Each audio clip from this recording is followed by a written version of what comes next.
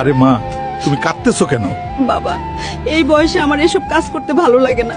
তুই একটা বিয়ে কর আর আমার মুক্তি দে। ঠিক আছে মা, আমি 1 সপ্তাহের ভিতরে বিয়ে করব। এবার তো তুমি খুশি।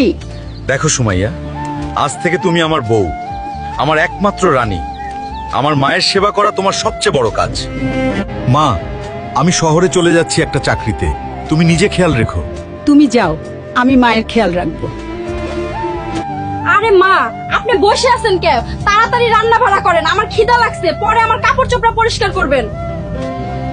সারা জীবন কাজ করলাম, ছেলেকে বিয়ে করে ঘরে বউ আনলাম, এখনো আমাকে কাজ করে খেতে হয়। আমি কেমন বউ আনলাম! নিজের শাশুড়ি মাকে বলে রান্না করতে, আমার পোড়া কপাল। আরে মা, তুমি কাজ করতেছো কেন? সুমাইয়া কোথায়? সুমাইয়া, বাইরে এসো। কি সুমাইয়া? তুমি মাকে দিয়ে কেন সব কাজ করাচ্ছ? তাহলে তোমাকে বিয়ে করলাম কেন? আমি কোনো কাজের মহিলা না, আমি কোনো কাজ করতে পারবো না। চললাম আমি। দেখ মা, কোনো বউয়ের দরকার নাই। আজ থেকে আমি গ্রামের কিছু করব আর আমি তোমাকে রান্না করে খাওয়াবো। এভাবেই চলবে।